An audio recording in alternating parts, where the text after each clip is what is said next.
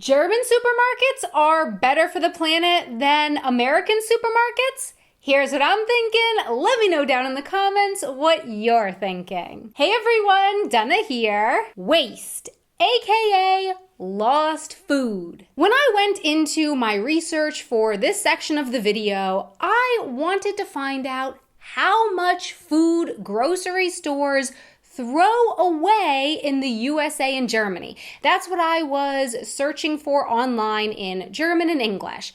How much food is thrown away, weggeworfen in German. However, I wasn't able to find that. The studies that I did find all described how much food is quote unquote lost by grocery stores in the USA and Germany. In German, the Verlustraten, which I think is interesting. From reading further on the topic, it really sounds to me like what is meant with these numbers is, in fact, how much food is thrown away. You know, it's mentioned that supermarkets lose a lot of food because customers expect the food to look too perfect, or they lose a lot of food due to the food going past the sell-by dates, and so on. And yeah, to me, that sounds like the grocery stores are throwing away that food. But it's apparently called losing that food, which, I mean, to me, losing sounds like you don't know where something is. Like, I lost my keys, I don't know where they are, versus I threw away my keys, I know where they are, I threw them away. Two different things in my mind. So I think it's weird for both Germany and the USA to phrase it that way. But okay, anyway, so who loses more food? Grocery stores in the USA or grocery stores in Germany? Grocery stores in the USA by a lot. I'll link to my sources down in the description below, but what I could find, the grocery stores in the US lose approximately 10% of their food every year, while the study I found on Germany says that grocery markets, that's grocery stores and supermarkets, while the study I found on Germany says that German supermarkets lose about 1.1% of food each year. Pretty big difference there. While doing my research, I also found that the Center for Biological Diversity and the Ugly Fruit and Veg campaign looked into how 10 supermarkets in the US handle food and waste and then gave each store a grade. And I gotta say, these grades weren't very inspiring either. The grade given was not based just on how much food is thrown away, but rather food waste accountability, prevention, and recovery and recycling. And I will link to that info down below as well. But yeah, spoiler alert, no store got an A. But perhaps relevant for this video in particular, the supermarket chain in the US that got an F grade is a supermarket with its headquarters in Germany. So yeah.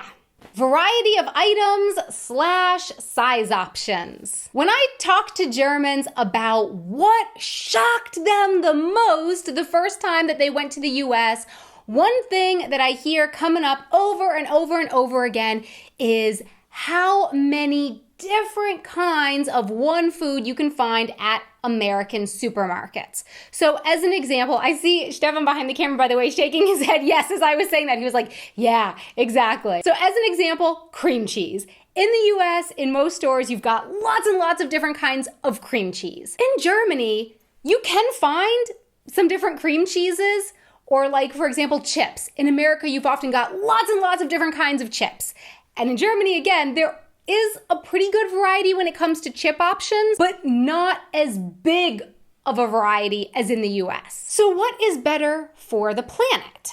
Well, sticking with the cream cheese example here for a moment, off the top of my head, I can imagine that you would probably need a separate production line for each different variety of cream cheese. Right? I mean, I don't make cream cheeses, but it just seems that way. And you know, you've got different packaging, but how much extra energy does that actually use? I don't know. What is your take on it? Do you think that it makes a difference to produce just a couple cream cheese varieties versus producing lots of different kinds of cream cheeses. I mean, perhaps if there are lots of cream cheese options, that could lead to people buying more cream cheese overall because they're like, ooh, there's all these different kinds of cream cheese. I want to try all the different flavors. Yeah, let me know what you think down in the comments. One instance, though, where I think variety could come in handy is size.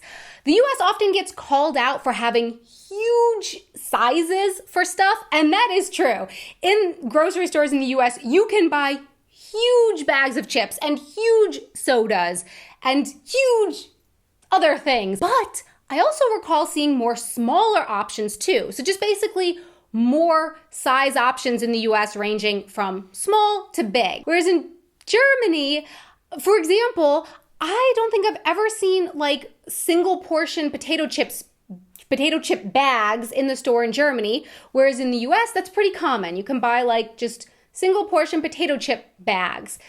But again, I'm not sure how much of a difference this makes. If I can buy a smaller bag of potato chips and then because I only want a few potato chips, so I buy that smaller bag. I don't know. Let me know your thoughts down in the comments. 24/7 grocery stores. In the US, there are a lot more grocery stores that are open 24/7, and most grocery stores are open 7 days a week. Whereas in Germany, now that I think about it, I don't know if there are any grocery stores in Germany that are open all night and all day. And I'm not talking about Spätis here.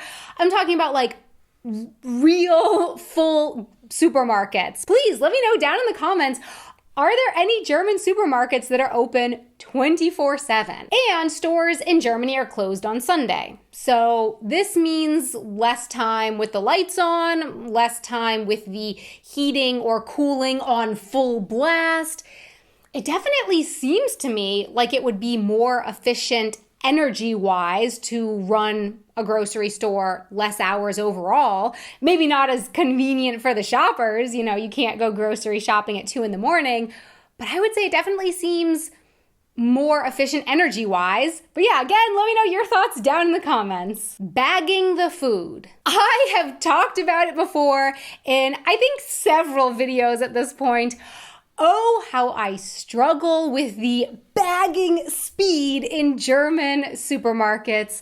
But it is not the speed that we're talking about here in this video, but rather the bags. In the US, in many places, paper and plastic bags are offered for free. In some places and states in the US, they have started charging for bags and or getting rid of plastic bags altogether. Let me know down in the comments if you live somewhere in the US that is doing that. But in most of the US, I would say bags are still free, whereas in Germany, bags are not free, and they're not just offered up by the cashiers. It's your job as the shopper to grab a bag if you need one, and it's very common for lots of people to bring bags with them to the grocery store, which I would say is obviously better for the environment, right? I mean, bringing the same bag with you every time you go shopping rather than getting a brand new bag every time you go to the grocery store. Pfand. In Germany, most plastic and glass bottles have a deposit fee called Pfand. So you pay a little extra when you buy the drink, and then that is the incentive for you to bring the bottle back and recycle it once you're done with it to get the deposit back. In the US, some states do have a deposit like this, but as far as I know, most places in the US don't. What are your thoughts on Pfand? If you live in a place with a deposit like this, does it encourage you to recycle more? If you live somewhere without it, do you think you would recycle more if it existed? Let me know down in the comments. So my question for you is, what do you think we can do to make grocery stores in the US, Germany, and around the world better for our planet? What have you seen grocery stores doing that you like?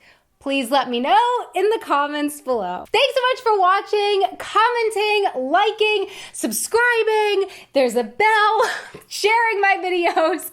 Thank you so much, basically, for your support of my channel. And a really, really, really big thank you so much to our patrons who support us on Patreon. Thank you so much for your support. Until next time, auf Wiedersehen!